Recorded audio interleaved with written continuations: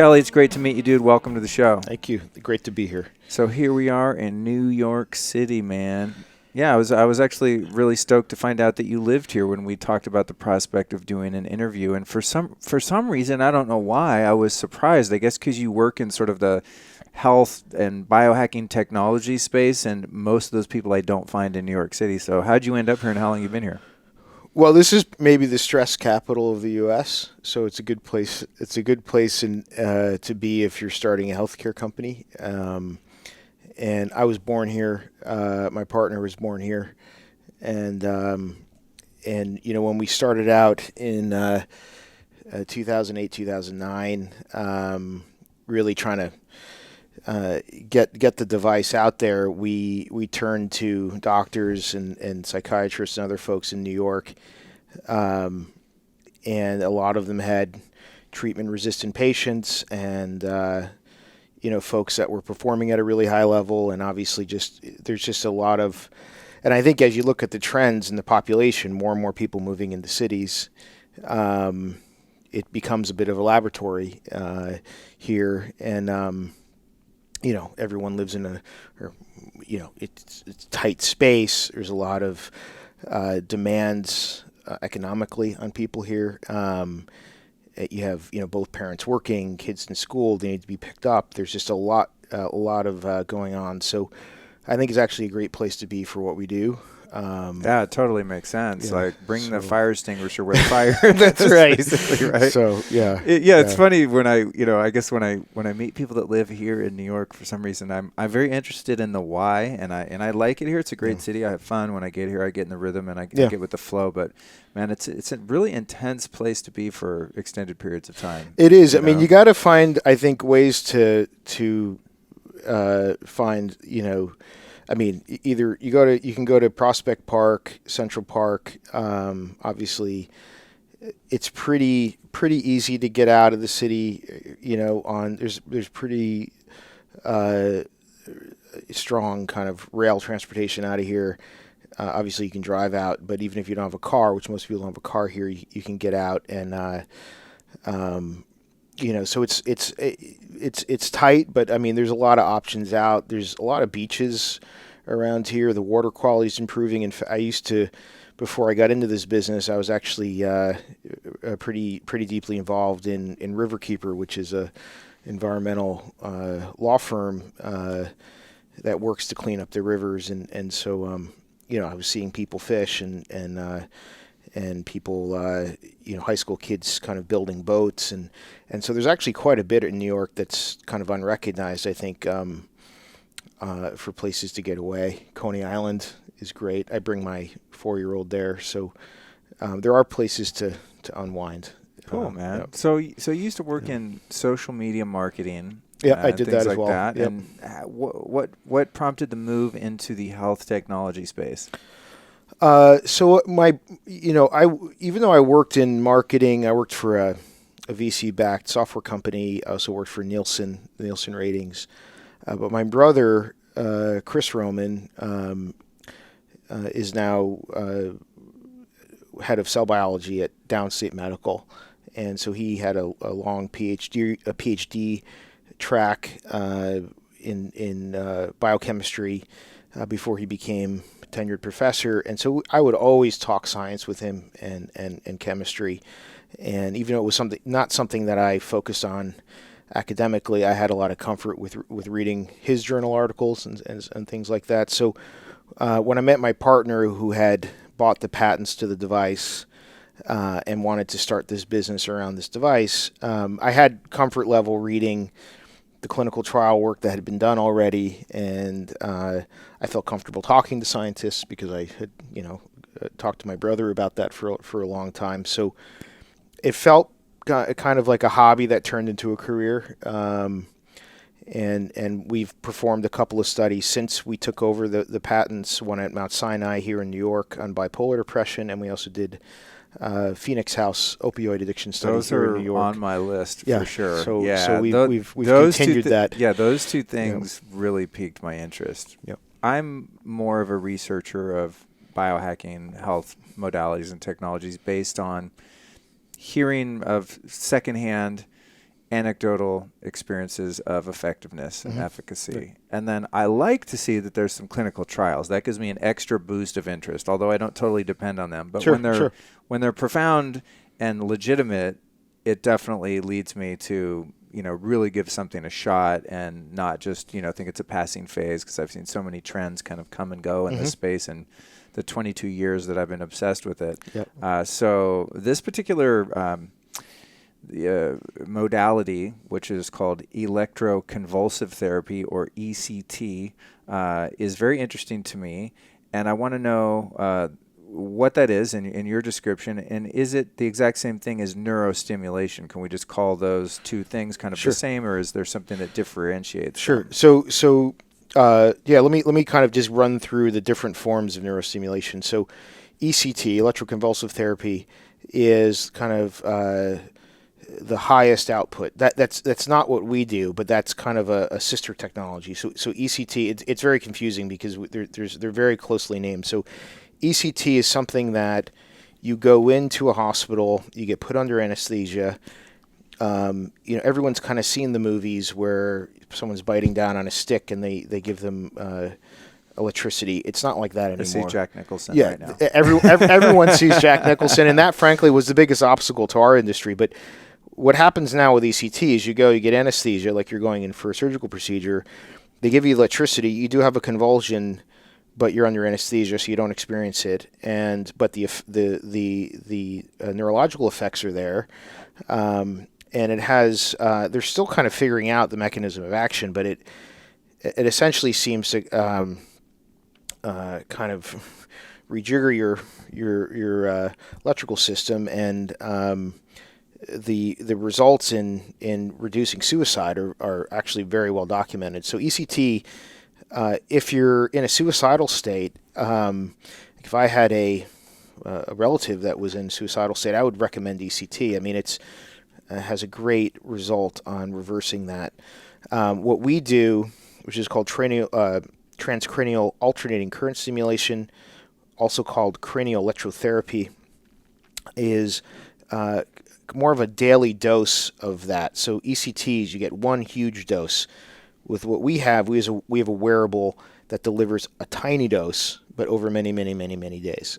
And so we've have studies that show we're increasing serotonin production, we're modulating the center brain activity, and we're entraining alpha wave brain state. So we're actually inciting a brain state that you would get in a focused meditative state, which is emitting alpha waves. And so that's all been documented scientifically. There's another technology called TDCS, which is a direct current versus alternating current form of what we do. So to kind of describe that comparison quickly, you as you saw, there's two electrodes.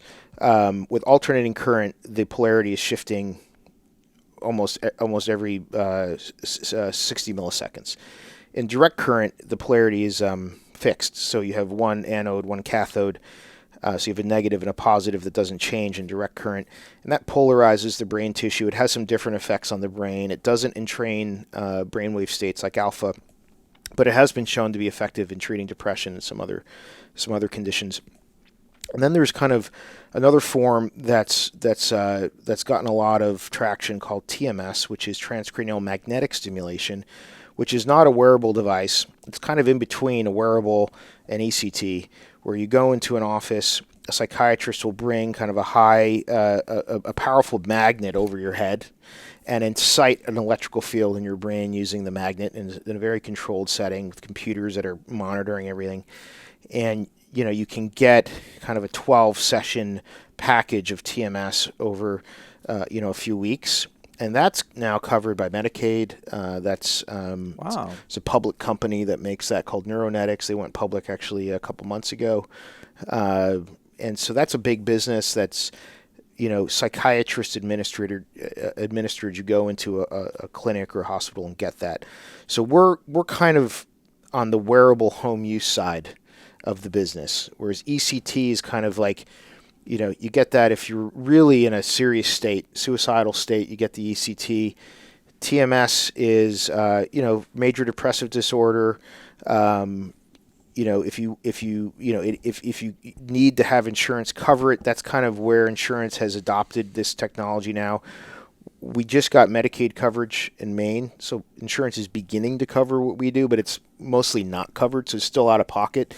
But it's fairly affordable, So we're trying to build up that business, and so we kind of have these 3 different tiers, and we're in that wearable home use tier. Oh, that's very useful information. Yep. Thanks for contextualizing it that way. Yep. That makes perfect sense. So in doing a little bit of research on the history of this type of therapy, I'm seeing it go back into the 70s where doctors started using these technologies as an alternative to antidepressants and things like that. So bring me back a little bit in time as this technology started to emerge, and how it's been adopted, and I'm sure met with some resistance along the way as well. Oh, sure. So it was actually Russian engineers and scientists were the first to kind of really. It was Russian collusion. There's a lot of Russian collusion in that area. It's one of their outside of vodka, perhaps their greatest export. Right. Was, well, what's very interesting, actually. All jokes aside, is that as I said, having been obsessed with these types of innovative technologies for a long time, most of the really big breakthroughs with the health devices and stuff seem to come from Russia, Germany, and Japan. I don't know why. It's just, like the Rife machines and all this kind of stuff. Well, incredible electrical engineers coming out. Is that of what there. it is? And there's a after World War II, there was kind of a migration of electrical engineers out of Germany, as you could imagine, and out of Japan, and so, but their cultures were just delivered some of the great electrical engineering minds. So, and I think from if you look at the wars, thank God the U.S. Was able to advance its technology as fast as it did. It was very close. I mean, that was an engineering war, World War II. And it was very, very close. So I'm glad the outcome was what it was. But so anyway, the great engineering culture there. So that technology kind of came over to the U.S. in the 60s. And then, and so these devices were used, cruder forms of it, but still pretty sophisticated.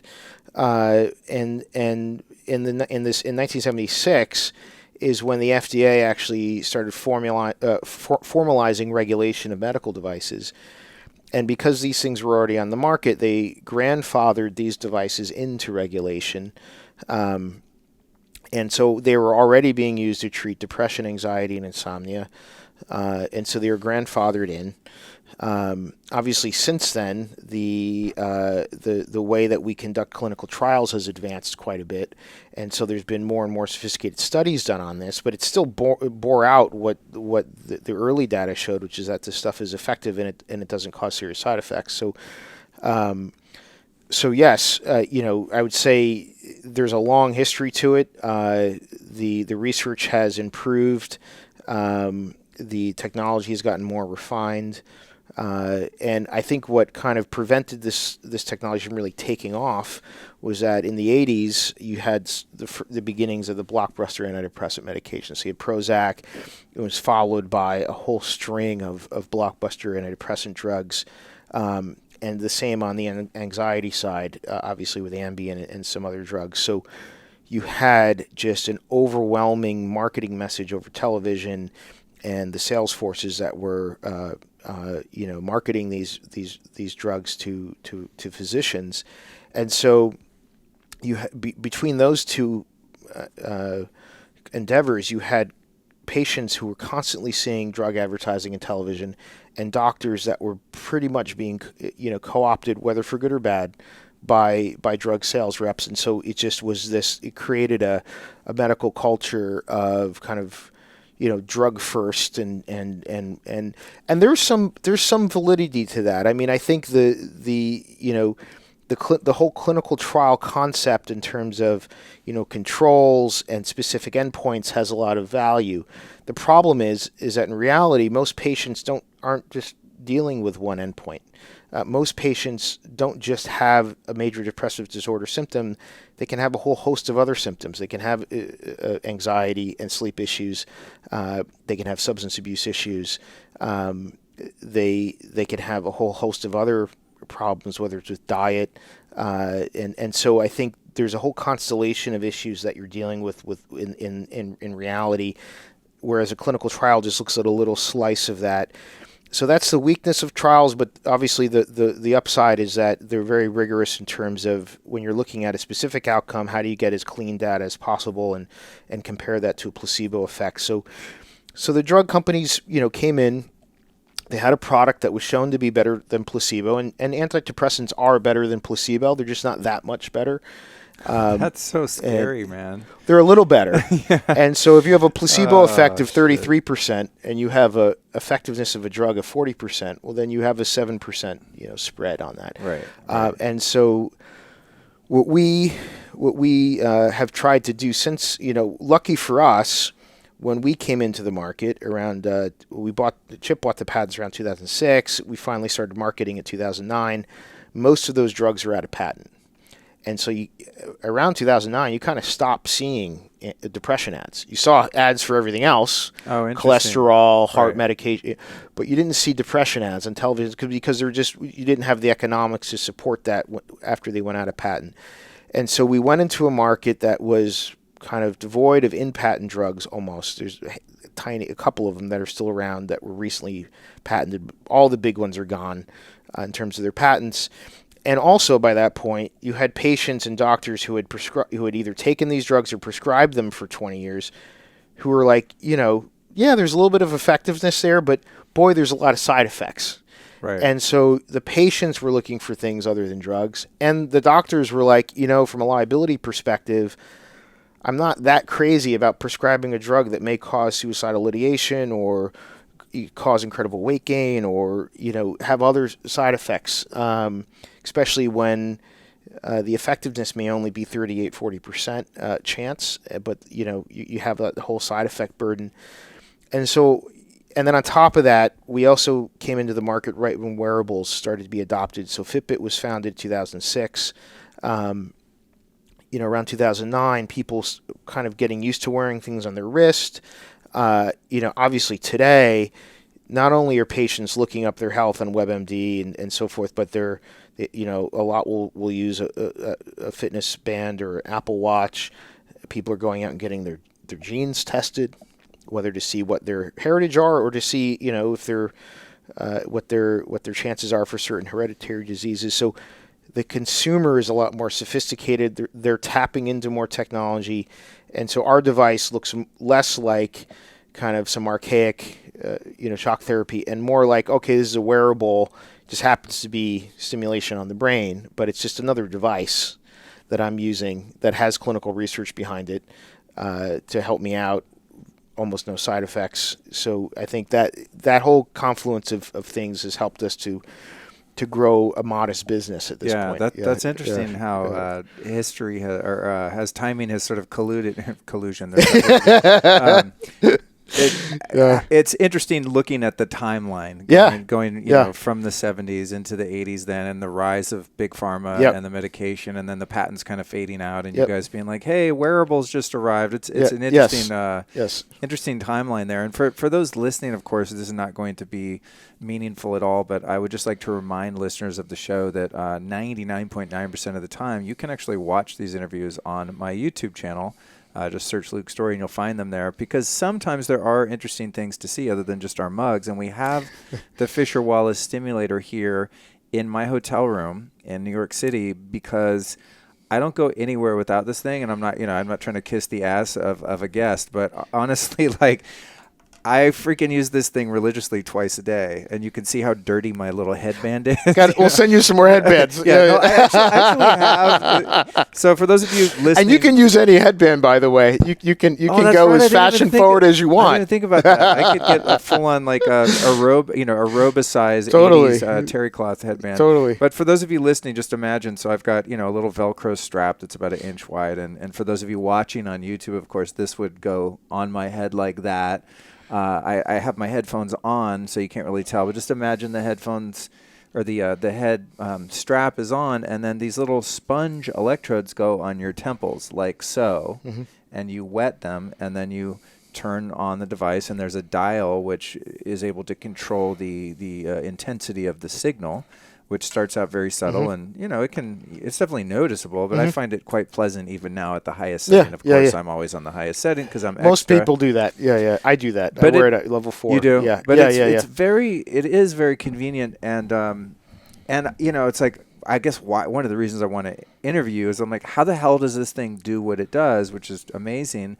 And I just love turning people on to weird stuff like this because I used to be on medication, man. When I was, in my late 20s, I was too. Oh, you were? Yeah. I was in a really I've taken Lexapro, Wellbutrin.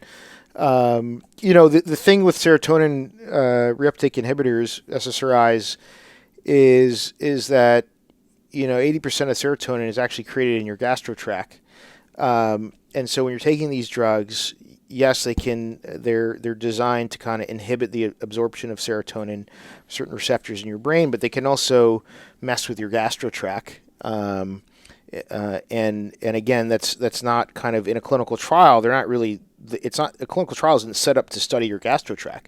It's set up to study the depression effect.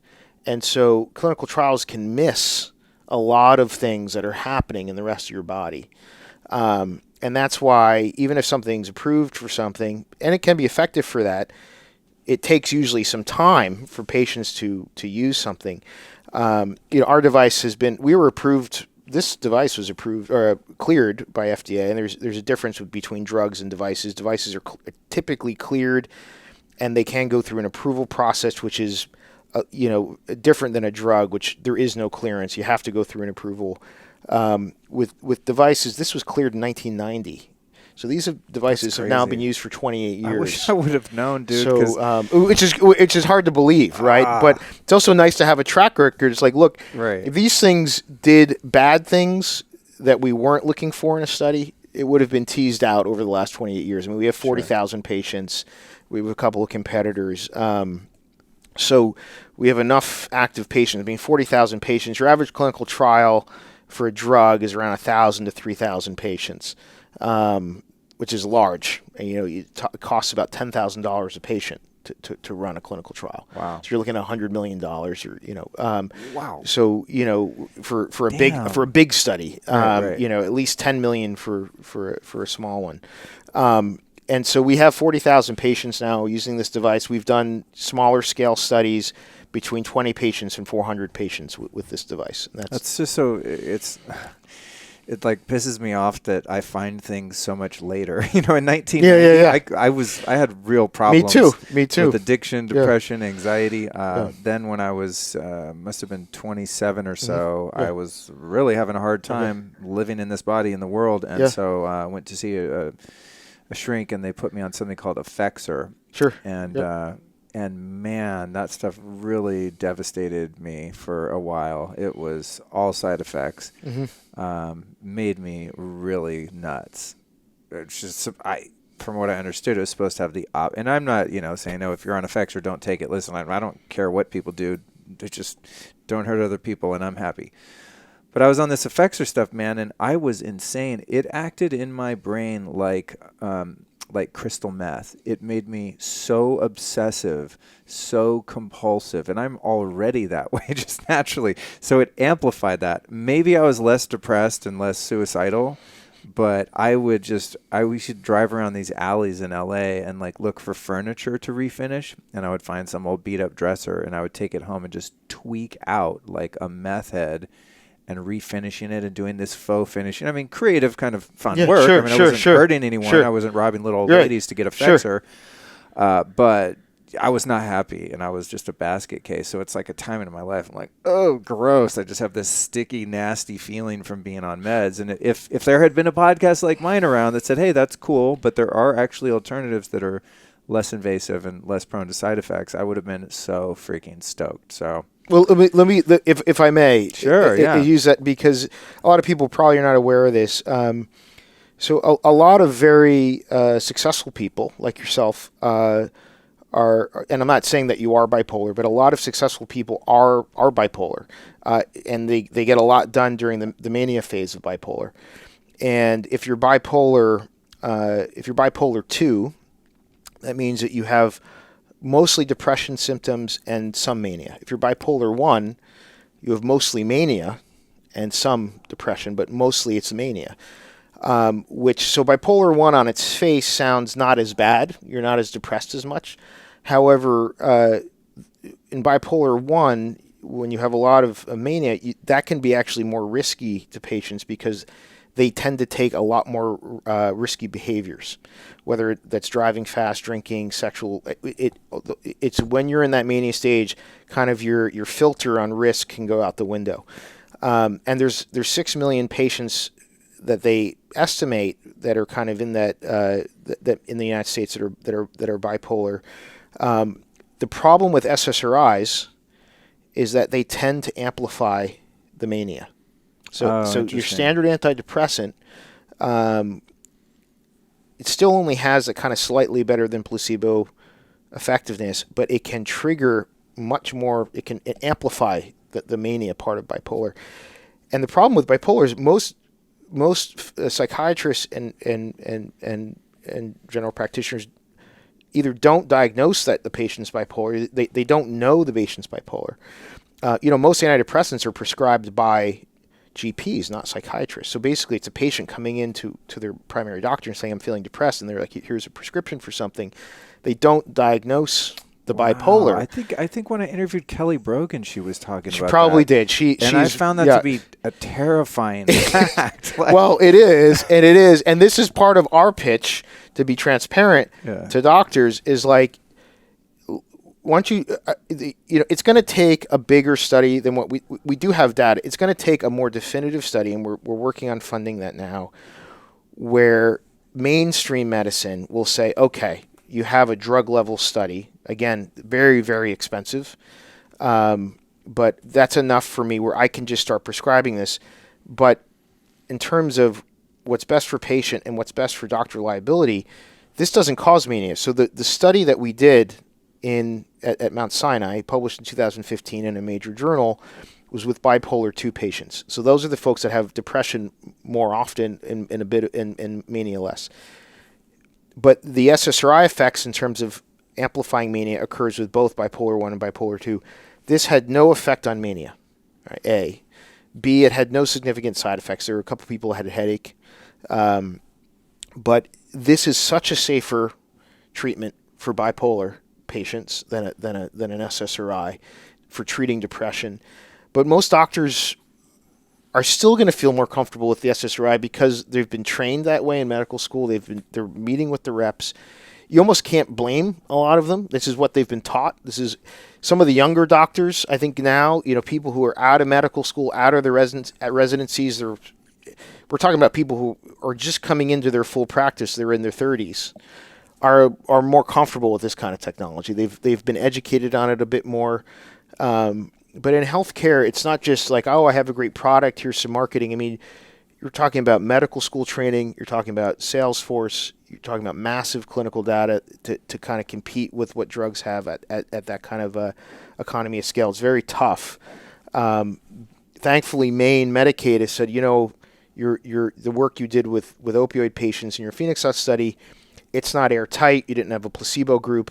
So we saw active treatment and we saw people who didn't have your device, but we didn't see people who were using a device that was actually shammed out, which means it looked like it was working, but it wasn't actually working.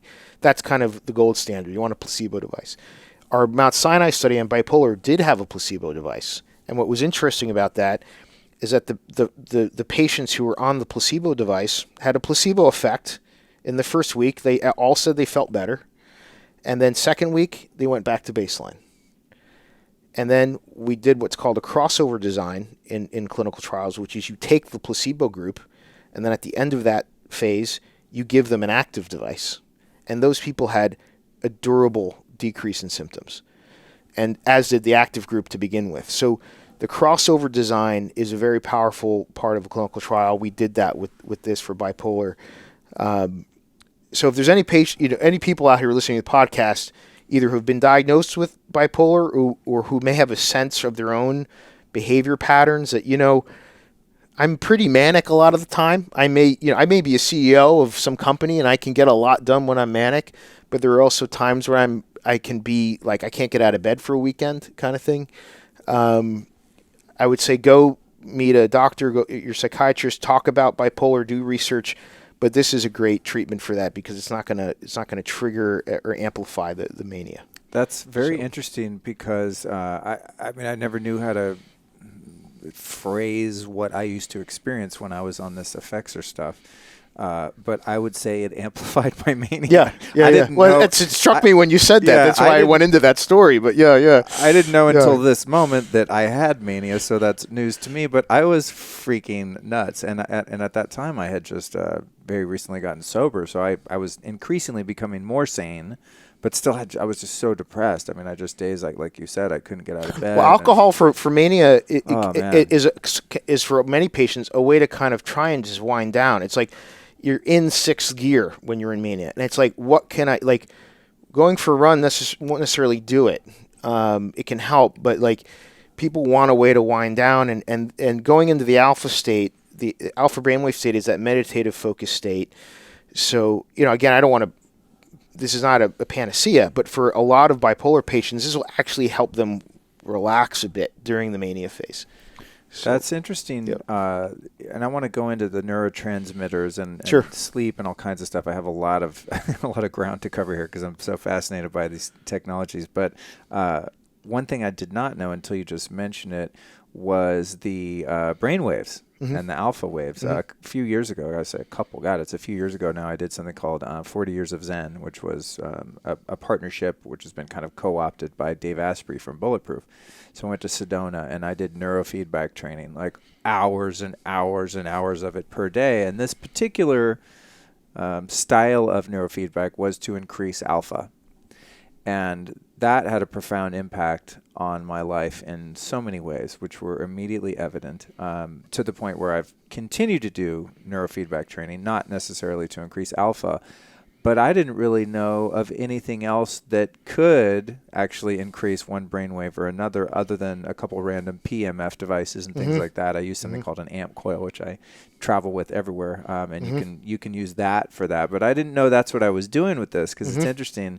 I use my my Fisher Wallace device when I meditate because it's a 20-minute treatment, is it not? Yeah, it is. Yeah, it is. The timer's on 20 minutes, so I meditate typically 20 minutes twice a day. And I never emailed you guys or asked anyone. I just thought, I don't know, I actually feel really good and chill. It doesn't seem to interfere with my meditation. If anything, it enhances it. It definitely doesn't take me out of it. And I think that's the missing link right there is the alpha state, which is the inherent state to the style of meditation that I do. So that's cool. Absolutely. No, any patients, if they're telling us over chat or email, I do meditation, can I use it with that? That is the best outcome use case. And we should probably promote that more on the site. I think, the reason why we don't is because we are, although I've spent many weekends at the ashram, Ananda Ashram here, which is an hour and a half out of the city. I love yoga meditation, but in mainstream medicine, unfortunately, the moment you say meditation, people think it's kind of out of the scientific realm. It's not. This is actually the oldest science, right? And so we don't kind of promote that heavily on our site, but people who do meditate, we had a lot of people who give us the feedback of what you just said. Cool. Transcendental meditation as well, like Dr. Richard Brown at Columbia has worked a lot with Ray Dalio's organization that's doing transcendental meditation with PTSD patients, firemen, folks from 9/11. And Brown is one of the biggest prescribers of our device and has kind of turned a lot of transcendental meditation folks on to combining it. But the alpha, so this device delivers 15 hertz, 500, and 15,000.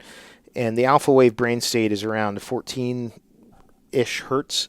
And the researchers, there were two engineers, electrical engineers, who built this, in the studies they did found that this frequency package was the best thing to kind of deliver that entrainment of alpha waves.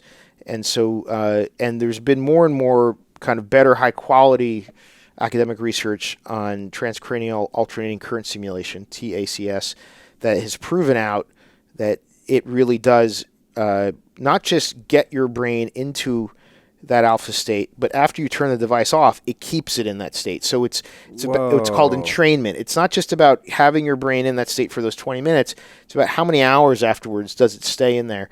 The research shows that this can be several hours after that. And what we recommend is 6 hours. If you're going to use the device twice a day, have the 6 hours in between. And so, we usually recommend to patients morning and evening. So when you wake up and, a couple hours before you go to bed, because patients will ask us, should I just wear this all day long, all the time, never turn it off? And we're like, you're not really, there's diminishing returns. So use it twice a day, you're fine. Right. So we have more research to do. I mean, we want, the thing is with drugs, with antidepressants, and there's actually not that great data on mechanism of action. I mean, they can show increases in serotonin, but they don't really know all the other things that are happening in the brain at the same time. And I think the three things that we know about this technology is it does increase serotonin. We have device-specific, meaning our research with our device in a published journal. So I'm going to slow you down just a little bit, Kelly. Sure. With the serotonin, yeah. So I understand how the alpha wave works. I mean, there's different hertz that your brain produces. There's an energetic signal that's produced by your brain, and that's in neurofeedback. And if you do a QEEG, and they hook your brain up to electrodes, and a computer tells you the waves of energy that are coming out of your brain, essentially, and then you can entrain those. So if we're at 14 hertz approximately for alpha, and this is delivering something within that range, then that would be the logical indicator that you're encouraging the brain to do more of that, and then entraining it so that later on, as you go live your life and hop on the subway and do whatever you're doing, that your brain is still actively producing that, which alpha, by the way, those listening, is a really good feeling. When you're in alpha state, it's quite nice. Yeah. Alert but relaxed, which is the thing I'm always trying to fine tune. In terms of the serotonin, then, when we get into is a neurotransmitter, right? Okay. When we get into the neurotransmitters like serotonin, why does electricity tell your brain, hey, make some of these feel-good juices that we call serotonin? So the real answer is we don't know why, but I would say that the serotonin, from what I understand, is we know that it increases from using our device. I would not say that is the primary kind of trigger for all the other effects. I think it's probably more of a signal that we're modulating the default mode network, which is that center brain region, which can fluctuate in activity depending on if you're fight or flee. And there is published data, I'll say not with our device, but with our competitor, which is similar, where they showed that it successfully will modulate the default mode network to reduce that fight or flee signal. And that we know with transcranial alternating current, that it has that entrainment of alpha wave. And so the serotonin may be a result of that, as opposed to what's causing all of that to happen. So I think we're still, in terms of, we deliver electricity, and then what's the cascading effect, and what are all the things that are triggered? We don't have enough data to paint that clear picture, and neither do the drug companies with their SSRIs, by the way. So it's just not that clear a picture. Right. What we do know is a skeptic will say, does this even have a physiological effect? Meaning, if you put this on, how do you know it does anything? Well, we do have data that shows it increased serotonin, modulates default network, and it entrains brainwaves. We have data on that. So there's a physiological effect. How that all is occurring because of the stimulation, we're not that sure. But we do know there's a physiological effect. And then in clinical trials, like the one we did at Mount Sinai and Bipolar, you give a patient the Beck Depression Index, or the doctor fills out a Hamilton Index on depression. It's a questionnaire which ranks all of the different feelings, hopelessness, sleep quality, all those things. So you can measure decreases in depression. And so we know it does that. So we know there's a physiological effect. We know that depression and sleep increase, meaning sleep onset, how you can measure with EEG, how fast does someone get to sleep, or how many minutes does it take for someone to get to sleep before and after using your device. You can measure that. You can measure how long they stay asleep, and you can do that precisely with EEG. Without EEG, it's harder. But with EEG, you can measure the brainwaves. You can see when someone's asleep and when they're not asleep. And so we have physiological effect. We have symptom reduction data. On the how that all works, not as clear. Right. I mean, a lot of things that are effective, both scientifically and more in the metaphysical realm, are sort of innocuous, and we don't really know. It's like, I know meditation makes me super happy. Why? Can you prove it? I don't know. You can't drill a hole in your head, right? During a study. So you're looking at what are the limits of brain imagery, and that's actually a field that I'm extremely excited about. I don't want to go too tangential, but I can tell you that in 10 years, you won't just be using this device by itself. You will have sensors that will be measuring how your brain is reacting in real time to the stimulation, and then customizing the stimulation to your brain so that it's delivering an effect that is measurable in real time. That's already being studied now. The biofeedback version. Kind of. It's called closed loop neurostimulation, right, where you're using real-time brain imagery to inform what the stimulation is. Now, the limits to that are the cost and the fidelity of the sensors. You can't have a $10,000 unit or $50,000 unit, which is kind of what it costs now. You need a $500 sensor headset that has incredibly high fidelity, and not only high fidelity to see what's going on in the brain, but what parts of the brain actually need to be turned on and off to reduce depression. You kind of have to know that as well. We don't really know that yet. We know that people who have depression, who tend to be good patients for stimulation, tend to have a lower dorsal lateral prefrontal cortex activity. So the center of the part of the brain beneath your forehead tends to be underactive in patients that are receptive to brain stimulation. That's also been shown. But so what do some TMS companies are trying to just stimulate dorsal lateral prefrontal cortex? They're getting okay results. But not great. So it's not just the dorsal lateral prefrontal cortex. There's going to be center brain. There's going to be other regions that are involved. So that science has to catch up along with the science that's fidelity and customizing the stimulation. So I think for probably 10 years, a fixed output device is going to be what people are going to use. But eventually it will get to everyone's going to have a different customized neurostimulation. That's exciting. Yeah, there's something sort of along the lines of that called the Muse headband. Yeah. And they sent me one of these, and EEG.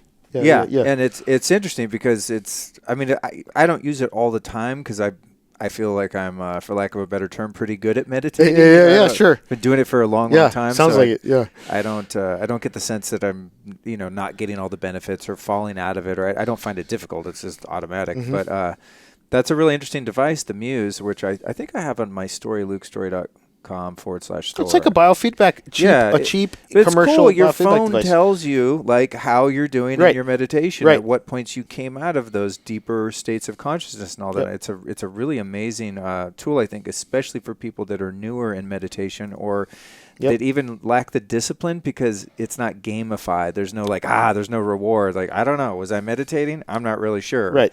You don't really know, in a sense, especially when you're newer at it, or you're just that type A person that just can't stand meditating but know you should. So I think the Muse is cool in that sense, because you can kind of peek at your brain. Your brain's getting that feedback, and you're knowing what worked and what doesn't, or if you had caffeine, or you ate, or your kid's running around, or the dog jumped in your lap, or whatever happened. You can see, at that point, I jumped out of it, and I love the idea of just biofeedback in general, of getting that data back in that closed loop kind of thing. Yeah, and that's a cheap sensor, and fairly. And I think the sensors that are showing even more promise than EEG are the near infrared sensors.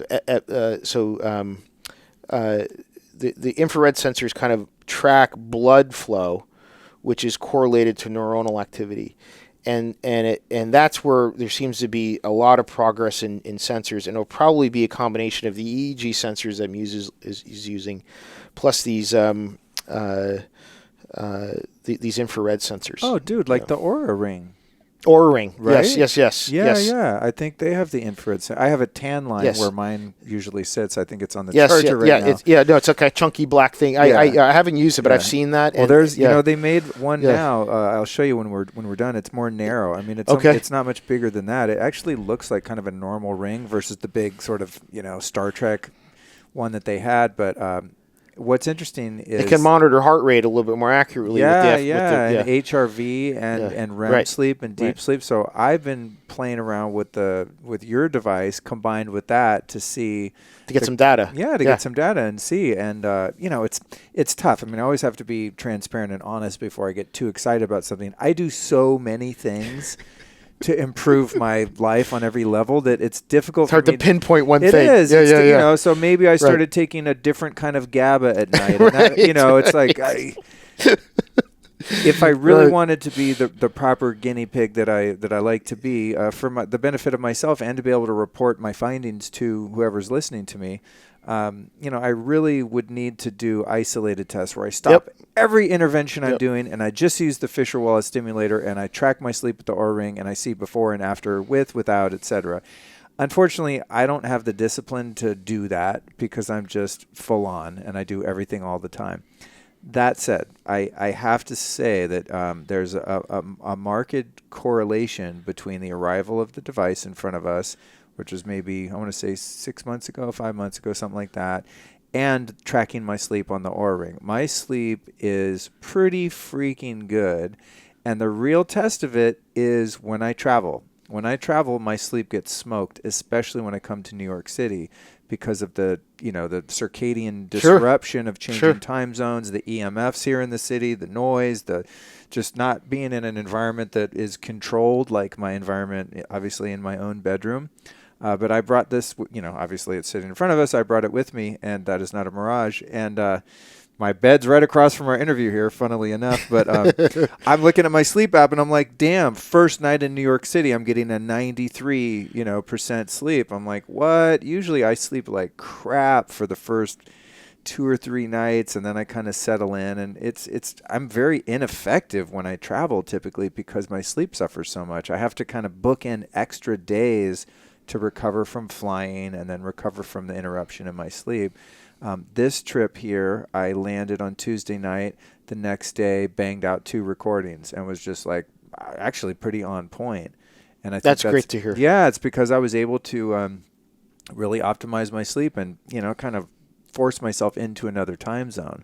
So see, it's like when I was insomnia is one of our FDA indications, and I tend to focus too much on the depression. Well, I want to get into both. But insomnia is very effective for that, and we have gotten.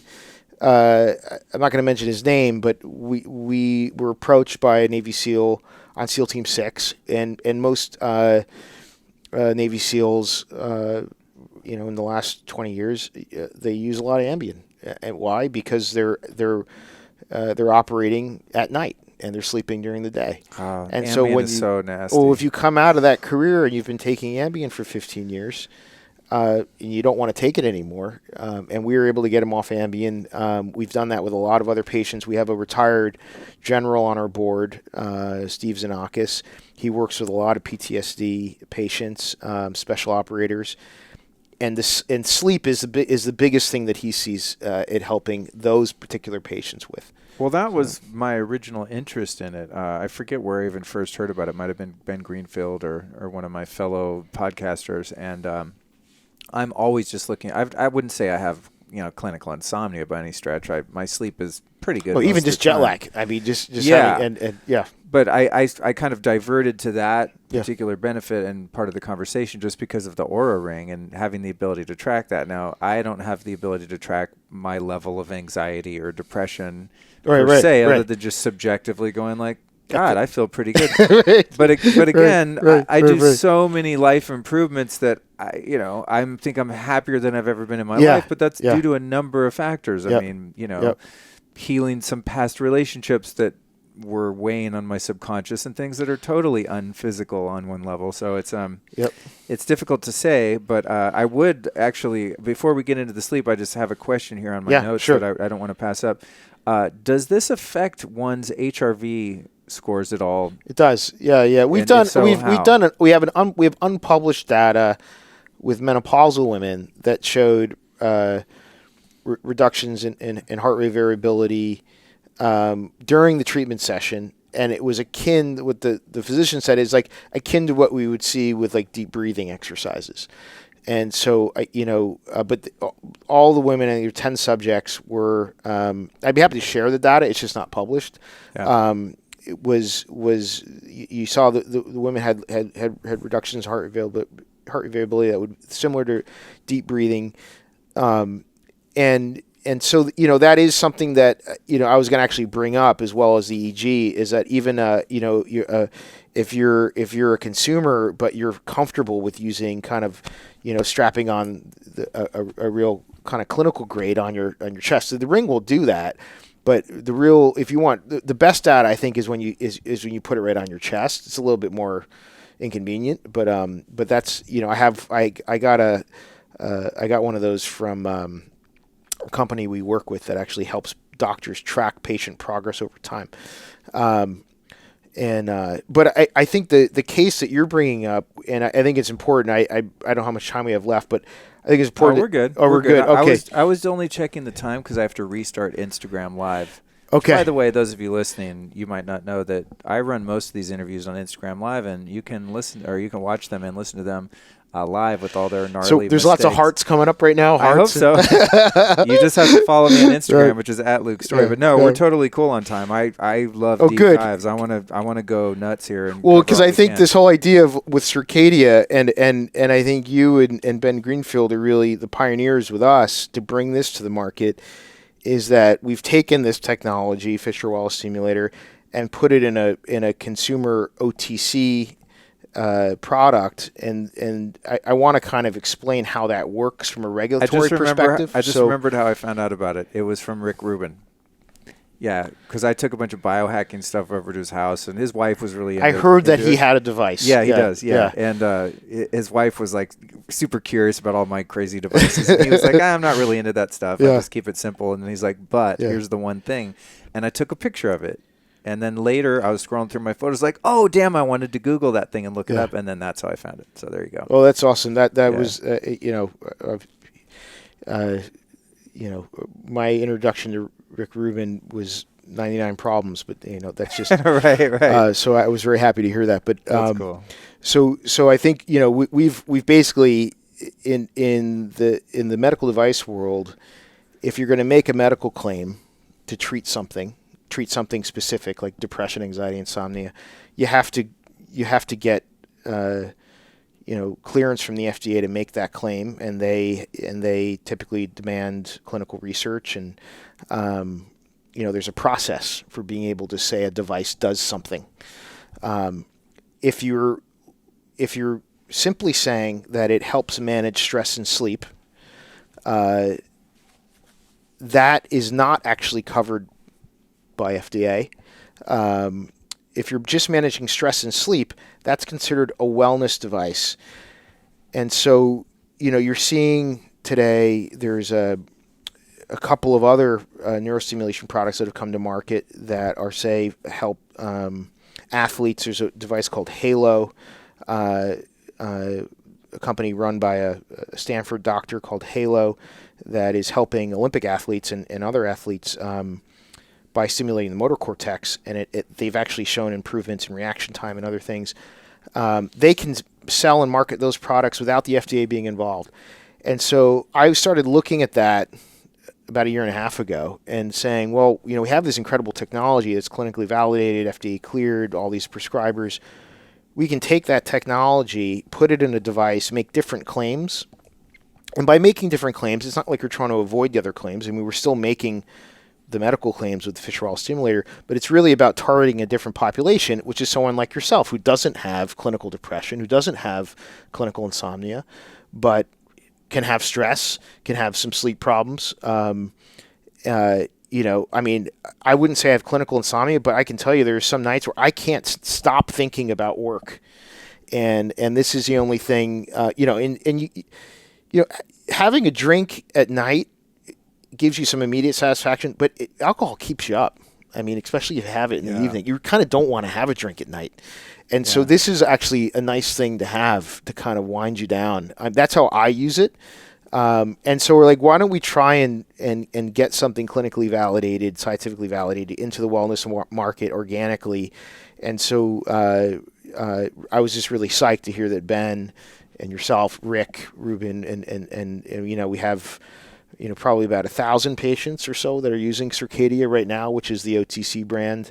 And we're kind of figuring out how to we're kind of soft launching it, I guess you could say right now. The last year we have it, we're still very focused on our medical business, but we're kind of carefully trying to introduce this in the right way. So well, I think it's great timing because I mean, it's crazy, dude. A lot of people that listen to my podcast are considerably younger than I. A lot of the audience are female. Typically not the type of person I would look at and go, I bet you're really into biohacking technologies. This kind of stuff used to be pretty nerdy and very guy-centric kind of, I'm optimizing my performance, this kind of stuff. Yeah. And I mean, I do these events and stuff in LA and New York, and I get all these young people like, oh man, I'm using the amp coil, I'm doing this, I'm that. And they take the lead, man, and they are using these types of things to improve whatever they're trying to improve, So it's interesting now in the time we're in. A lot of people that are in the health and wellness space are interested in that formerly like drinking a green juice and going to yoga class was the extent of their use or their interest or purchase habits generally are now like, oh, I'll spend a few $100 on a thing if it does what it's supposed to do, which is pretty cool. Yeah. And it's neat to see that. So I think it was a great move, as you explained when we first spoke about it. You explained, we have the medical device, but we wanted to get one that was just more general public. You can just go on the site and like, boom, boom, put in your credit card, order, done. Right. And not have to go through getting a prescription and all that kind of stuff. So super smart business-wise and a better service to people. There is, there's a couple things I want to cover. Sure. Well, I want to get into the Phoenix study and the addiction element, but before I do, because that's going to open up a whole can of excitement in my mind. Let's go a bit deeper into the sleep because my dad has suffered from what I would say is clinical insomnia for years, and it's funny because right when I discovered this, which I really believe would help him, he was going through some personal growth and spiritual growth, and he's kind of like me, like, I don't want to say borderline hypochondriac, but like constantly talking about health problems and supplements and vitamins and diet. And, I think at one point realized that he was sort of getting so caught up and constantly obsessing on fixing problems and things like that, that it on one level was kind of psychologically a burden or a barrier to progress. And so at one point, right before I got this, he sent me an email. I said, Luke, you know what? I found something that really works. It's helping my nervous system. He found this modality that he's doing that's more psychological, spiritual kind of stuff. And he said, I'd appreciate it if you didn't talk to me about supplements, health problems, any of that stuff. I don't want to put my energy on that stuff anymore. And I was like, dude, respect. I get it. I always sort of teeter on being self-obsessed and borderline orthorexic or whatever. I understand the psychological ramifications of being too obsessed with such things. So I was like, cool, no problem. I never said another word about anything health related to him. We're just bros. We go to the hot springs. We have a great time. Then I found this device, and I'm like sitting there going, God, I got to tell him about it. No, I didn't. I haven't. I respected his boundaries. But I'm like, good. I went to stay with him recently, and what do you ask someone when you see him in the morning? Hey, how's it going? How'd you sleep? I had a rough night. I couldn't sleep, and I'm just sitting there on my hands, like, shut up, Luke. Don't say it. Don't say it. And I respected his thing. But you could just walk in wearing it. Yeah, and it's right. like, what, you notice this? Exactly. Right. So I, right on. as much as I respect his path and Yeah. his decision to, find another means by which to heal Yeah. from his issues, I'm kind of just waiting for him to go, hey, Luke, you heard anything good for sleep lately? But this is something a lot of people have problems with. I wish my dad would use it, but no, he has not. He has not yet. My mom has used it. Your mom has? Yeah, my dad was he had me late in life. He was actually a drill sergeant in the Korean War. Wow. And so he plays basketball at 6:00 every morning. He's in his God. early 80s. Are you serious? Yeah, no, he's amazing. Wow. But I would like him to use this to chill out, frankly. Wow. He has not taken me up on it yet. But well, that's amazing, man. Good for him. Hopefully you've got those genes. But when it comes to sleep, this is something that, thank God, people like Ariana Huffington and some very mainstream people with very loud voices are talking about, like, wow, this sleep thing is crucial to your health, and it's really a hot topic. Tons of books coming out, tons of podcasts, etc. And people still struggle with it, despite we're learning to avoid blue light at night. We've got the blackout curtains, like thank God this hotel has. Keeping the room freezing, not eating too late, not drinking alcohol after a certain hour at night. I mean, there's a lot of very basic interventions that we can use, but still many of us, including myself, at times with all of those habit changes and upgrades, still sometimes your sleep just sucks. I don't know if it's the Wi-Fi next door or who knows what, but I'm really interested in helping the listeners have more quality sleep, especially those that suffer from acute levels of insomnia. So what kind of results are people getting? Any studies, anything you want to say about sleep? And also, what are some of the common causes of insomnia? I mean, when it is clinical insomnia. So there's kind of two basic aspects of insomnia. One is the onset phase, which is people just can't get to sleep. And then there's insomnia where people can get to sleep, but they'll wake up early, 3:00 in the morning, 4:00 in the morning. You can have both, but usually it's people with one or the other.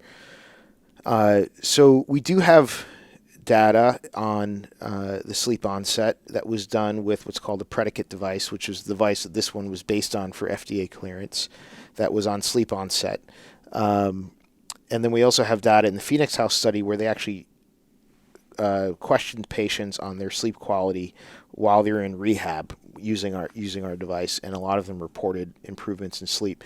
And that's with patients who or early abstinence, so people who were coming off of using alcohol, cocaine, opioids and then went into a residential treatment session. So obviously didn't have access to those anymore, and the device helped them to sleep.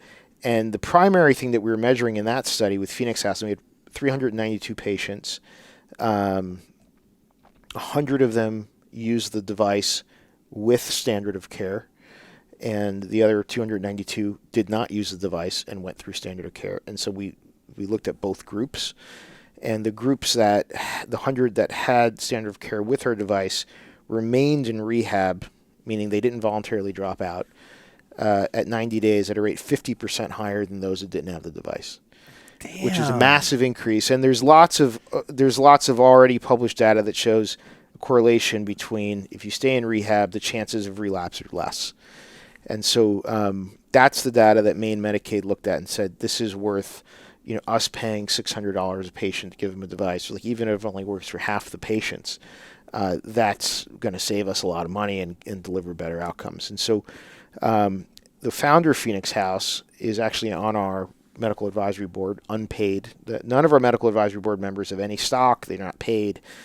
Frankly, they're just doctors who realize that we have an uphill battle, to kind of position our treatment option on kind of any level close to drugs, and so they help us. And whether it means trying to get studies done, talking to other doctors, we'll have people talk to them, hospitals and so forth, because they are very highly credentialed physicians. And so the way that it helps people sleep, I think there's a number of ways. One is, I mean, serotonin in general is a kind of building. I believe it's necessary for the brain to create melatonin and some other neurochemicals related to sleep. But I think more than that, if you're modulating default mode network away from fight or flee, and if you're creating an alpha wave brain state, you're helping people get to sleep by reducing the kind of level of vigilance that they're in otherwise. So, if you can help relax people and take the anxiety away, that will help people get to sleep. What we've, and this is more anecdotal than research, and we need to prove this out with some more research, so I don't want to say this is definitive, but a lot of people using Ambien. Ambien is known to suppress REM sleep, so it'll kind of keep you out, but it will actually suppress REM sleep. So people,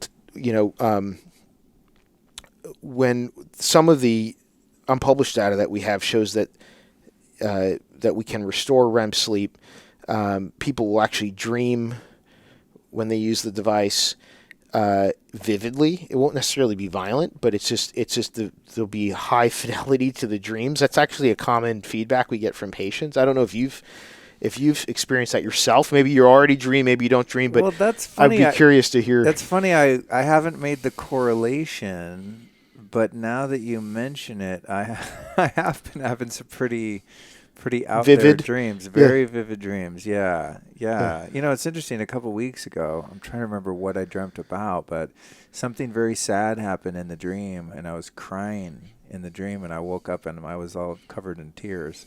So it doesn't get much more vivid. The brain's your way of working some stuff out in the dream state. I mean, we work. I mean, through our board members, and there was a lot of veterans, and a lot of veterans have horrific dreams where typically if you're dreaming, you will wake up before you're killed or before you see something horrible. In post-traumatic stress patients, they will not wake up. They will continue to see horrible things happen in the dream, and they don't wake up from it. They've reported that not happening and not having violent dreams with our device. Again, we don't have published data on that, but these are the details of treatment, right? Drug companies aren't looking at dream states on SSRIs either in terms of clinical data, but when I took antidepressant medication and when I was in my 20s, my dreams got a lot worse. I actually found the opposite. I found them to get more violent, more and not as kind of cathartic. So that's an interesting side to this. But just going back, I think it's we can restore REM sleep, which is that's what we think we're doing, which is a very restful stage of sleep. People who are on Ambien, tell us I'm dreaming again, and you can actually look at EEG and see that. So if you're kind of your own biohacker, you can actually track your stages of sleep, and we welcome all of our patients to track their sleep. You can be your own clinical trial. If you're comfortable with sleep tracking technology, you can use our device for 30 days. If it doesn't improve your sleep, with the Fisher Wallace Stimulator, you can send it back. And so I think, getting people to sleep, the onset seems to be where most people are turning to us for, who they can't get to sleep. And that's where the anxiety reducing properties of the stimulation are helpful. Right. So, and from what I understand, it actually has the ability to lower cortisol. Yep. We have that tracked for our device. We have a published study. It's on our website. We have 2 biomarker studies. One of them tracked cortisol levels that were reduced. Cool. And then since there's such a direct correlation between cortisol going down and then melatonin being introduced, I can assume that melatonin's increasing. They're sort of like counterweights. The melatonin is shown to scale. Increase with our device, yes, Right. and cortisol is lowered. GABA is increased, and serotonin and GABA. endorphins. I'm a natural endorphin junkie. I love GABA. Sometimes I take the supplement like a lot and go, whoa, damn, I'm going to get a DUI, I think, if I take too much GABA and try and drive around. Yeah. Okay, so cool. So we've got the insomnia piece kind of covered. The last thing I wanted to get into, which you alluded to, was the 2009 Phoenix study, where you're having great results with addicts, and you were talking about it in the context of their sleep improvement. What about relapse prevention and things like that? Because this is very interesting to me and many of my friends that would love to be relapse free forever. Well, the Ideally. relapse data, just to go back to that data point, is if you're increasing retention in rehab, then you are reducing relapse. That's a correlation that's been proven out. And so the reason why insurance companies and state Medicaid agencies care about that is because residential drug treatment is extremely expensive. I mean, that's known, whether you're paying out of pocket or whether you have public or private insurance paying for it, extremely expensive. And so they're interested in anything that prevents readmittance. And they do have data because it's so expensive. They've done so much research on this that if you can keep people in rehab for 90 to 180 days, the chances of them going back is less than someone that drops out at 30. And so we had, 50% increase in 90-day, and that lasted to 180 days, and that was when we stopped tracking data, was 180 days. That's impressive, though, man. And seriously. Phoenix House is kind of gold standard. I mean, if people who aren't familiar, Phoenix House is the largest nonprofit drug rehab network in the United States. They were Mitch Rosenthal, who's on our board, who founded Phoenix House, was wise enough to use donated philanthropic dollars that were given to the organization to buy the buildings that they were doing this work in Manhattan decades ago. So these buildings are now worth hundreds of millions of dollars, and so it's vertically integrated. He owns the building, right. And they had to raise some money recently, and they just sold one building for an incredible amount of money, and that helped fund them for another long period of time. So. He's kind of our go-to guy for that, and he actually testified to FDA when we were going through a regulatory process where they're trying to figure out, are they going to reclassify us or put us through a PMA? It's very technical, and he got up, talked about the study, talked about how important these kinds of technologies are for rehab, and had a very positive effect at FDA, and he continues to work with us as a volunteer on our board. Oh, that's cool. Well, it makes sense from three different standpoints. One is encouraging your body to promote production of dopamine, right? Which is, when you smoke crack, that's what you're doing. You take a drink, you do whatever. I mean, ideally. Use your phone. Yeah, exactly. Well, I'm going to get into it. That's my current drug of choice. Right, exactly. So, we want more dopamine, and we don't want to become immune, burn out those receptors. Right. And so that definitely. I wish we had more data on the dopamine that was clinical data, but yes, there's been some studies with rats with brain stimulation that shows influence on dopamine pathways. So I would say it's promising and probable that's a big part of it. But we don't have definitive data on dopamine pathways, sure. But it looks with rat models very promising. I appreciate the clarification and the your forthright nature. And then the other thing is obviously helping with the depression and the anxiety. I mean, that's why addicts and alcoholics do what they do, because they have acute levels of both of those sensations.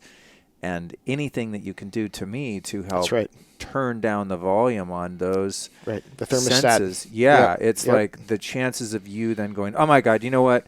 F it. I'm just going to the liquor store. I can't deal. I'm just reached my top level of anxiety. Or you feel that lower states of depression where it gets down into shame and apathy, and you can't claw your way out of that. So cool, I'll get some cocaine or whatever it is. That's on that, and then also, I know, having lived this life, for better or for worse, is that when you use and drink, your sleep is destroyed, and you lose all sleep hygiene, habits, discipline, and just physiologically, you just don't have the capacity to sleep because you're up, you're down, depending on what your poison is, and the dose, of course. Sleep is just a non-existent thing in most addicts' life. So if you're improving mood, you're improving sleep, you're absolutely improving an addict's ability to stay sober. And I highly encourage any company that's coming up with anything that doesn't have side effects that's going to help people get out of that cycle, because having been there, it's a horrendous way to survive. I mean, you have no life, you don't live, you feel dead inside, and it's just, I can't imagine anything worse than having that be your fate and having no chance of getting out of it. So that's exciting. But healing sleep, you can heal so many things with it. Right. Yep. Right. Yep. I mean, that's the anchor to all physical and mental health, I think, and emotional health. Just having spent more time working on my sleep in the past few years, I mean, it's had a drastic improvement on my life. So I use it for that reason. I use it not every night, but I use it most nights. That's what I use the device for. The one thing I wanted to ask about that, back to the Phoenix House study and the addictions, do we know anything about this type of therapy, whether it's your device or just, these therapies in general, in terms of not just uplifting someone's mood and improving their sleep so they're less likely to act out addictive patterns and things like that, but is there anything here that's going to help me be less compulsive with Instagram, or being addicted to Cheetos, or just kind of addictive compulsive behaviors in general that you're aware of? No, I don't see that, and I think I don't see, for instance, the device from the feedback we're getting, for instance, helping reduce mania in bipolar patients. It helps the depression, but it's not. It will help reduce anxiety, but in terms of, it's not going to just quench out manic episodes. It can reduce anxiety, but there's more to mania than anxiety, and I think in terms of the dopamine stuff with cell phones and so forth, I mean, I think that's an appreciated. I wish Facebook was devoting more resources to figuring that one out. Obviously, I mean, there's been interviews I've read with Sean Parker where he said when they were creating Facebook, they literally referred to the like button as a dopamine drug. I read that. Yeah, and so now we have 1 billion people using Facebook and Instagram now. Yeah. And we have kids using it. I have a 4-year-old. Kids using Instagram at 10 years old, they have a dopamine drug in their hands. And with a developing brain, just like it is with, I think that's probably the problem with Juul and some of these nicotine products now, is that there's just not a lot of research on how they impact young developing brains, and so unfortunately I think there's probably going to be a lot of mental health issues for a long time because of these technologies, and I think most people feel like the negative effects probably don't outweigh the benefits of social media. I mean, yes, there's something nice about being able to share photographs and videos and experiences with family members and friends who are disparate, all over the world. That's a positive thing. But the behaviors that these things have created, and where does that go? Where does that dopamine fix go? How does it translate to other substances? That hasn't been studied. They don't want that necessarily to be studied. I think it's a major problem. And also just becoming desensitized to natural, healthy stimuli, like seeing someone you love or petting a puppy, holding your kid, the things that produce oxytocin and dopamine on the natch that are... That's a great point. Why at a certain frequency, at a natural frequency. Yeah. Yes. Well, that's the thing. Right. But it's like I recently listened to an audiobook, something to the effect, this is your brain on porn. Because I quit doing porn a couple years ago, just 100%. I can't have it in my life. It's just not good for me at any level. So I was like, that's weird. I just feel amazing. Like I never want that in my life again. Why did I ever even do that? That was stupid. So this book, Your Brain on Porn, and they go into all of the science about how you burn out the receptors for these positive neurotransmitters and your hormones and all of this stuff, and you become desensitized to real life experiences. And I think that's very much true of, the ice cream parlor that's 2 doors down from my hotel right now that I've managed to avoid Van Leeuwen's. But I'm like, thank God it's cold out right now in New York. I noticed that coming over. I walk by that and I'm like, Luke, you don't see that. You don't see that. Keep walking, keep walking. But, you know, it's the dopamine of like sugar's always available. Instagram's always available. You know, porn's always available. Pornography's always available. Yeah, and, no, you know, sure. I mean, I think smartphones is like, oh my God. When I was a kid to get pornography, I mean, you had to really dig through. You had to work for it. Someone's uncle basement, you know, mattress or you know, old sticky Playboys. No, sorry, that was disgusting. But yeah, and so now this is something I'm becoming more acutely aware of. Man, I want less of that artificial stimuli. So, but at the same time, it's challenging because I'm not willing to just quit using my cell phone or quit Instagram because, as you said, there are inherent benefits that are powerful and very useful. So it's one of those things that we call in addiction recovery, you have to learn moderation. I guess you have to learn how to walk. What motto? What? Right. You have to learn how to walk the tiger. Right. It's like say you have an eating disorder or you're a sex addict or something. Yeah. It's like, well, you can't just. It's not realistic to stop doing those things. Like if you're an alcoholic, you just go, I do not drink. Period. I'm done. Okay, and that's socially possible and it's possible to stay alive, but. It's like I can't quit using my cell phone or quit having Instagram. It benefits me in so many ways. So it's one of those things you do have to learn moderation. Right. But I think if we're naturally, whether using modalities like this or lifestyle meditation, having loving friends and community and connection, that if we can learn how to create these states naturally, then I believe, in my own subjective experience so far, is that we'll be less prone to reaching for those other artificial stimuli, which are then going to damage our ability to actually produce and enjoy those feelings on our own. I've noticed with my phone, I just got a new car. My lease was up, and so I leased a new car. My new car comes with this Apple Play thing. Yeah.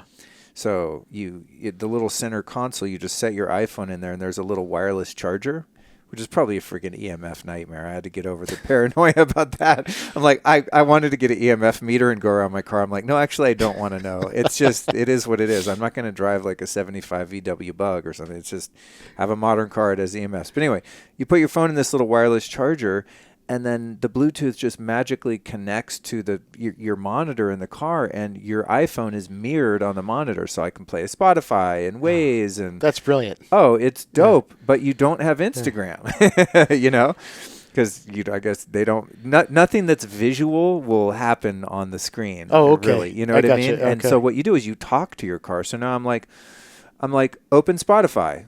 Play Metallica, whatever. Yeah. And I don't listen to Metallica. Why did I say that? Strange. I think I did a couple months ago as an experiment, but yeah, now and I'm like, switch to Waze, do this, do that, and it actually works. Like when Siri came out, I'm like, I don't even try doing that shit because it just never hears you right. But whatever they did in the upgrade, this Apple Play thing really works. I said all that to say, wow, I'm noticing now that my phone is put away in that little center console and charging, and I'm able to access the things that I need, such as navigation, music, podcast, like the Lifestylist podcast, etc. I realize, holy crap, for like 2 years, 3 years, I've been driving around checking Instagram at every freaking red light. Because now I stop at a red light and I'm like, God, I feel empty inside, I go, what was I doing before? Oh my God, my phone was always right there, and every text and every notification and all that. And so it's really given me some contrast there to see, oh man, I was much more habituated than I even realized, just from one little change like that. So it's cool. And I think, despite the bummer of EMFs from Bluetooth and things like that, I think as we are able to really get more control over the devices and how we use them, it's going to enable us to have a little bit of restraint and to be able to use with moderation. I already have more self-control with my phone just from practicing that, using that muscle of discipline and moderation while I'm driving. Because it's one more step. I have to reach in the center console, get my phone out, put my foot on the brake, zone into whatever the thing it is I want to look at. It's much easier to resist that than when it's just out. And so I think those of us that have these propensities toward being very compulsive and addictive can make ourselves happy naturally in various ways, and then change our behaviors and our habits a little bit so that we're not at the mercy of that constant fix. Yeah, no, I think that's right. I actually took Facebook and Instagram off my phone for about 4 months, and then I put Instagram back on about maybe 4 weeks ago. And just having that little break, first of all, the immediate aftermath of taking it off my phone, I was really aware of when I was wait, I want to see it, and it's not there.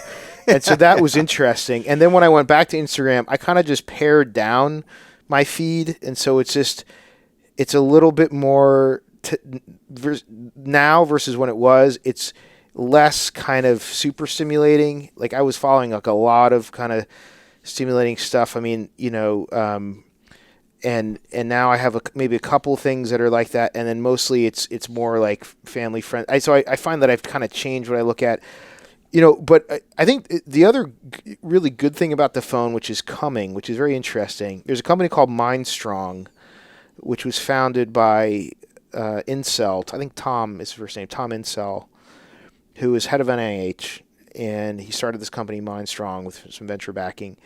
And he is able to diagnose. He's now done this statistically with clinical trial data. He can diagnose depression basically as accurately as a psychiatrist can, based on how you use your cell phone. Whoa! And so the frequency of your messaging, and he can actually tell when people are going from, say, a manic state to depressed state by how they use their phone. And there's now other stuff that's being developed with facial recognition, where algorithms can read your mood based on what the camera's seeing. And so I think there's some interesting diagnosis tools that are now being developed through phones. And the other thing I like that is telemedicine. I mean, I think, for most people, I mean, if you're in the city, if you're in New York, it still can be a half an hour to go see a shrink on the Upper East Side if you live downtown, right? But if you're out in a rural area, how do you, or even a suburban area, it's just not convenient to go. And I think the difference between psychiatric medicine and kind of traditional, like if I have a cold and I go to a doctor, if you have a cold and you go to a doctor, you have a physical problem, they have to give you a physical exam. They take your blood pressure, they look in your, your eyes, your throat. For mental health, there's no physical exam requirement. So you can actually conduct the whole thing over the phone. And we're talking to New Hampshire Medicaid and some other Medicaids now that we've got in Maine. And there's a lot more receptivity to having telemedicine be the kind of point of contact. So if you can kind of remove a physical doctor visit and have that on the phone, I think that makes mental health care a lot easier. It will make it less expensive and a lot more convenient. So aside from, where Facebook and Instagram, what they're doing to us, I also think in the grand scheme of things, it's still pretty new, right? I mean, I haven't been looking at Instagram for that long, right? Maybe 2 years or something like that, 3 years. I don't know. So these things are going to become, I think, also we're going to learn to handle them better, and we're going to learn to be better parents about them because we've been through it. Like we know what they can do now, and so like I'm not going to let my daughter become a phone addict. And maybe if it was 10 years ago, I wouldn't have maybe been as vigilant. I may not have known what was on there. So I'm actually pretty bullish on cell phones for healthcare.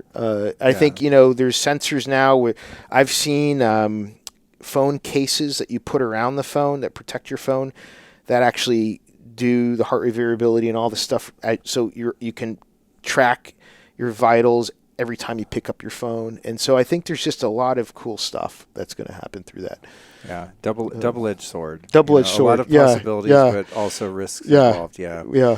Well, Kelly, listen, man, I really appreciate you taking the time. Oh, this has been a pleasure. Yeah, dude, we had a pretty deep dive. It's funny because my assistant Lisa was helping me with the last recording, and she said, "Do you need me to stay for the next one?" I said, "No, it's a really focused talk. It probably just bang it out in an hour. It's going to be no big deal." And how long have we been here? I don't even know. 1 hour and 29 minutes, my friend. That flew by. Yeah, it flew by. It does. I did a talk last night on flow states, and one of this, the indicators of flow state is timelessness, where you just kind of, have it. And I love great conversations like this. So thank you.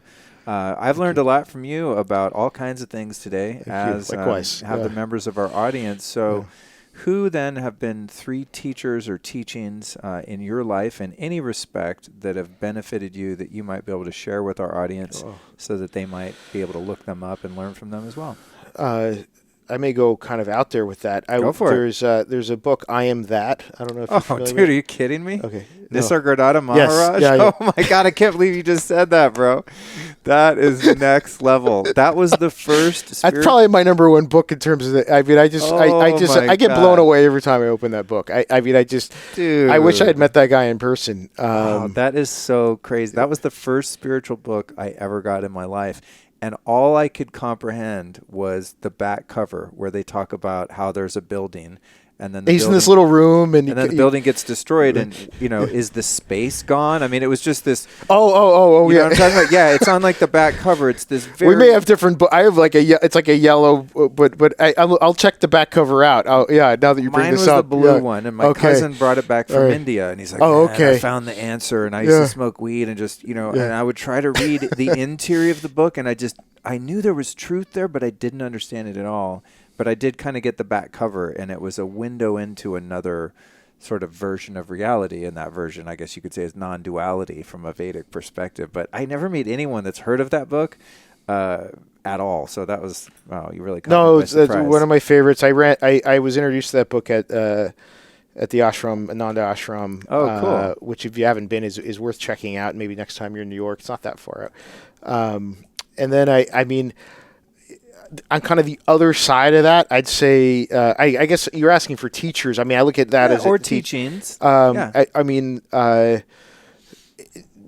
a quick aside, before I co-founded Fisher Wallace with my partner, I actually adapted The Art of War for HarperCollins. So I did that for almost 6 years. I was kind of I read the text by Sun Tzu hundreds of times, and then I adapted it into a graphic novel. So it's The Art of War. I'm not trying to plug my book, but it's like a little graphic novel. Really? That for me it was big. It wasn't little, but and it's commercially available. Yeah, it was published by HarperCollins. It's still up there. We'll put it in the show notes. That's cool. Dope, man. So I love that text. And it has a lot more to do than with just war. I think you can actually look at it as interpersonal war or anything. I mean, there's so much there. So I took a lot and studied that for a long time. So cool. I would say those 2 books are probably most influential. You got one more? Teacher or teaching? I mean, I keep a kosher kitchen with my wife. We definitely have a lot of Torah, but that's funny. I just spent 2 hours talking about the Torah. Yeah. I mean, That's great. I guess Joseph Campbell probably the third. I think The Hero's Journey and there's something very powerful about even looking at religious texts through that lens and kind of like similarities between Buddha and Christ in terms of how the stories of their lives are structured. It's just very interesting, and I think looking at our own lives and choices in that lens. Those are just some of the teachers. Perfect. So those are great, man. We'll put them in the show notes. Those of you listening that want to get said show notes, go to lukestory.com/newsletter. However, if you're on a U.S.-based phone, you can just text one word to me, and I'm going to send you the newsletter every week, including all the show notes, like the ones that were just mentioned. If you text the word Lifestylist, all one word, all lowercase, Lifestylist, to the number 44222, you'll be instantly added to my email list, and you'll get the show notes with all of the links that were just mentioned and everyone to follow. Speaking of links, where can we find you, your company, social media, anything you want to give us that we'll put in the show notes for this episode? Sure. So, definitely circadia.info. Circadia as in circadian rhythm with a C, folks. Yeah, yes. Without the N at the end. So just circadia.info, I-N-F-O. We actually put a Luke Story product in the on the collections page. Cool. So it's easy Cool. to find, and and I'll also, when I go record the intros and outros for this, I'll put Okay, whatever cool. codes. I know there were some codes like that and things, so I'll make sure to fill that in. The codes are great, but no, we made it so you don't even need that. You can just come and you see it, and boom, it's there. And then FisherWallace.com is our medical device site. FISHER Wallace.com. That's it. Awesome, dude. Thank you. Well, thanks for coming by, man. Really great to see you. Awesome. Glad we got to do this in person instead of a Likewise, lame Skype so much call. better. Yeah, thank you for coming to New York. All right, see you next time. All right, take care.